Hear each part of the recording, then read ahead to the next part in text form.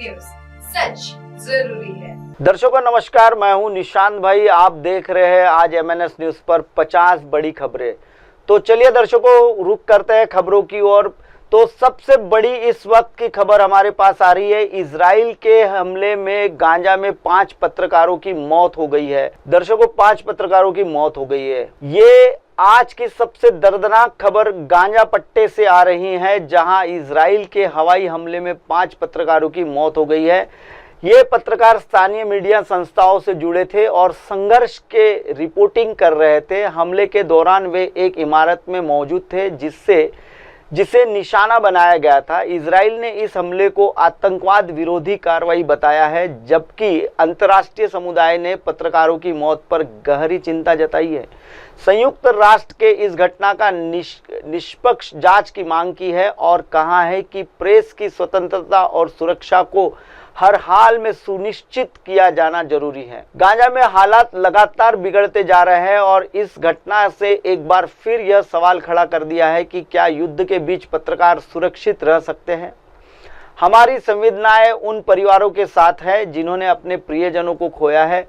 तो चलिए बढ़ते हैं दर्शकों अगली खबर की ओर। कोलंबिया के ग्रामीणों ने 34 सैनिकों को बंधक बना लिया है। कोलंबिया के ग्वालियर प्रांत में एक गंभीर स्थिति उत्पन्न हो गई है, जहां ग्रामीणों ने 34 सैनिकों को बंधक बना लिया है।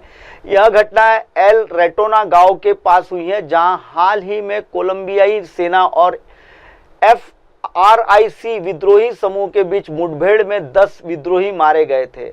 सरकारी सूत्रों के अनुसार ग्रामीणों ने यह कार्रवाई विद्रोही समूह के कहने पर की है और वे मारे गए विद्रोहियों के शवों की वापसी की मांग कर रहे हैं।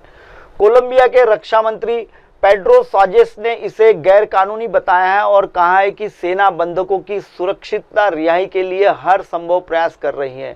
यह घटना उस चुनौती को उजागर करती है जिसका सामना कोलंबिया सरकार उन इलाकों में कर रही है जहां विद्रोहियों का ड्रग गिरोह का प्रभाव अब भी बना हुआ है। क्या सरकार इन बंधकों की सुरक्षित छुड़ा पाएगी या स्पष्ट हो जाएगा। चलिए दर्शकों बढ़ते हैं अगली खबर की ओर। जापान दौरे पर PM मोदी करेंगे बुलेट ट्रेन की यात्रा।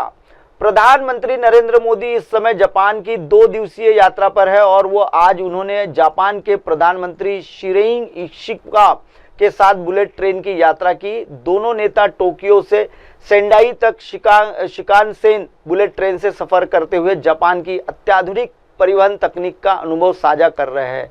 यह यात्रा सिर्फ प्रतीकात्मक नहीं है, बल्कि Bharat Japan high speed rail परियोजना यानी Mumbai Ahmedabad bullet train project को लेकर दोनों देशों की प्रतिबद्धता को दर्शाता है। PM मोदी ने इस दौरे के संयंत्र का भी दौरा किया, जहां भारत और जापान के बीच तकनीकी सहयोग को लेकर अहम बातचीत हुई है। जापान ने नागरिकों ने मोदी का वेलकम नारों से उनका स्वागत किया और इस यात्रा को भारत जापान संबंध में एक नई गति देने वाला कदम माना जा रहा है। चलिए बढ़ते हैं दर्शकों अगली खबर की ओर। तुर्की में रूसी तैरान ओपन वाटर रेस के दौरान लापता।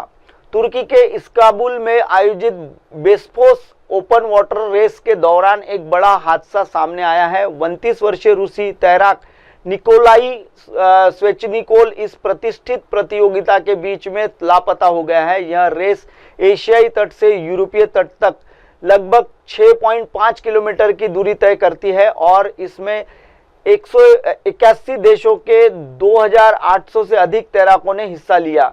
प्रतियोगिता समाप्त होने के 2 घंटे बाद ही खोज अभियान शुरू किया गया है, जिसमें आयोजकों पर गंभीर सवाल उठाए हैं। निकोलाई के परिवार को दोस्तों का कहना है कि वह पूरी तरह स्वस्थ थे और महीनों से इस रेस की तैयारी कर रहे थे। तुर्की तटरक्षक दल ने बताया कि तेज धाराओं में थकान या ऐंठन के कारण उन्हें बह जाने की आशंका है। इस घटना ने ओपन वाटर रेस की सुरक्षा व्यवस्था और आपातकालीन प्रतिक्रिया प्रणाली पर वैश्विक बहस छेड़ दी है। फिलहाल खोज अभियान जारी है और रूसी दूतावास भी इस मामले से सक्रिय है। चलिए बढ़ते दर्शकों अगली खबर की ओर। जेलेंस्की ने भारत को युद्ध समाप्ति में योगदान के लिए धन्यवाद दिया। यूक्रेन के राष्ट्रपति वोलोदिमीर जेलेंस्की ने भारत को रूस में यूक्रेन युद्ध समाप्ति के योगदान के लिए धन्यवाद दिया है। यह बयान उन्होंने यूक्रेन के स्वतंत्रता दिवस के अवसर पर प्रधानमंत्री नरेंद्र मोदी को शुभकामनाएं देने के जवाब में दिया है। जेलेंस्की ने सोशल मीडिया पर कहा है कि यूक्रेन को भारत की शांति और संवाद की नीति पर पूरा भरोसा है।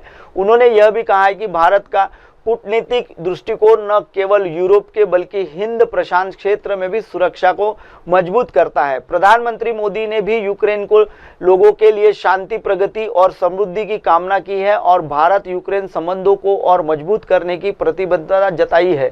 बयान में ऐसे समय में आया है जब पूरी दुनिया युद्ध को गरिमामय तरीके से समाप्त करने की कोशिश कर रही है। भारत की भूमिका का वैश्विक मंच पर और भी अहम मानी जा रही है। चलिए बढ़ते हैं दर्शकों अगली खबर की ओर। अमेरिका ने भारत को 25% अतिरिक्त टैरिफ का नोटिस जारी किया है। आज की सबसे बड़ी खबर, अमेरिका ने भारत को 25% अतिरिक्त टैरिफ का नोटिस जारी कर दिया है। यह टैरिफ मुख्य रूप से स्टील, एल्यूमिनियम और कुछ इलेक्ट्रॉनिक उत्पादनों पर लागू किया जाएगा। अमेरिका की व्यापारी प्रतिनिधि कार्यालय का कहना है कि यह कदम भारत की अनुचित व्यापारिक नीतियों के जवाब में उठाया गया, खासकर डेटा लोकलाइजेशन और आयात प्रतिबंधों को लेकर भारत सरकार ने इस नोटिस को एक तरफा और अनुचित बताया है और कहा कि वह WTO के मंच पर इस मुद्दे को उठाएंगे। वाणिज्य मंत्रालय के सूत्रों के अनुसार भारत अपने निर्यातों को राहत देने के लिए नई रणनीति पर काम कर रहा है। यह टैरिफ विवाद ऐसे समय में सामने आया है जब दोनों देशों के रणनीति साझेदारी को मजबूत करने की बात कर रहे थे। क्या यह व्यापारिक तनाव राजनीतिक रिश्तों को भी प्रभावित करेगा? चलिए बढ़ते हैं दर्शकों अगली खबर के। ट्रंप ने भारत पाक युद्ध को रोकने का दावा किया है। पूर्व अमेरिकी राष्ट्रपति डोनाल्ड ट्रंप ने एक बार फिर सुर्खियां बटोरी है जब उन्होंने दावा किया कि उनके कार्यालय के दौरान उन्होंने भारत और पाकिस्तान के बीच संभावित युद्ध को रोकने में अहम भूमिका निभा ली है। यह बयान उन्होंने एक चुनावी रैली में दिया जहां उन्होंने अपनी विदेशी नीति की उपलब्धियों को गिनाया। ट्रंप ने कहा कि 2019 में पुलवामा हमले के बाद दोनों देशों के बीच तनाव चरम पर था और उन्होंने तत्काल हस्तक्षेप कर दोनों पक्षों को संयम बरतने की सलाह दी। हालांकि इस दावे की पुष्टि की किसी आधिकारिक दस्तावेज से नहीं हुई है, लेकिन यह बयान भारत पाक संबंधों और अमेरिका की भूमिका पर नई बहस को जन्म दे सक रहा है। भारत सरकार ने इस पर कोई आधिकारिक प्रतिक्रिया नहीं दी है, जबकि पाकिस्तान के विदेश मंत्रालय ने ट्रंप के बयान के राजनीतिक प्रचार बताया है। क्या यह बयान सिर्फ चुनावी रणनीति है या वाकई ने ट्रंप ने कोई अहम भूमिका निभाई है? यह सवाल अब अंतर्राष्ट्रीय विश्लेषकों के बीच चर्चा का विषय बना हुआ है। चलिए बढ़ते हैं दर्शकों अगली खबर के लिए। इजराइल ने यमन की राजधानी सना पर हमला कर लिया है। आज की बड़ी अंतर्राष्ट्रीय खबर, इजराइल ने यमन की राजधानी सना पर बड़ा हवाई हमला किया है। यह कार्रवाई ईरान समेत हुती विद्रोहियों द्वारा इजराइल पर मिसाइल और ड्रोन हमले के जवाब में की गई है। इजराइल वायुसेना ने राष्ट्रपति भवन, बिजली संयंत्र और गैस स्टेशनों समेत कई ठिकानों को निशाना बनाया है। हुती मीडिया के अनुसार इन हमलों में कम से कम 10 लोगों की मौत हुई है और 90 से अधिक घायल हुए हैं। सना के रिहायशी इलाकों में जोरदार धमाके की आवाजें सुनाई गई है, जिससे स्थानीय लोगों में दहशत फैल गई है। इजराइल ने इस हमले को आत्मरक्षा का बताया है, जबकि हुती गुट ने इसे नागरिक ठिकानों पर क्रूर आक्रमण करार दिया है। यह हमला ऐसे समय में हुआ है जब लाल सागर में व्यापारी जहाजों पर हुती हमले की संख्या लगातार बढ़ रही है। चलिए दर्शकों बढ़ते हैं अगली खबर की ओर। अमेरिका ने भारत पर सेकेंडरी टैरिफ लगाने की योजना बना डाली है। अमेरिका ने भारत पर सेकेंडरी टैरिफ लगाने की योजना का ऐलान किया है, जिससे दोनों देशों के बीच व्यापारिक रिश्तों में खटास आने की आशंका जताई जा रही है।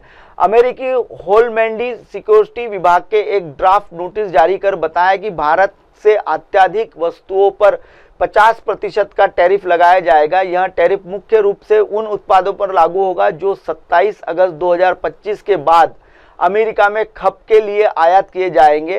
राष्ट्रपति डोनाल्ड ट्रंप ने इस महीने की शुरुआत में यह घोषणा की थी, जिसमें उन्होंने भारत के रूस से तेल खरीदने को लेकर नाराजगी जताई थी।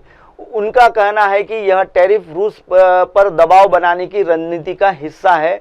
भारत ने इस कदम को अन्यायपूर्ण और पक्षपातपूर्ण बताया है। विदेश मंत्री एस जयशंकर ने स्पष्ट किया है कि भारत अपनी ऊर्जा नीति में स्वतंत्र है और किसी भी दबाव में नहीं आएगा। प्रधानमंत्री मोदी ने भी इस टैरिफ के खिलाफ कड़ा रुख अपनाते हुए कहा है कि भारत अपने किसानों को छोटे उद्योगियों और राष्ट्रहित हितों से कोई समझौता नहीं करेगा। क्या यह टैरिफ भारत को अर्थव्यवस्था को प्रभावित करेगा या भारत कोई जवाबी रणनीति अपनाएगा?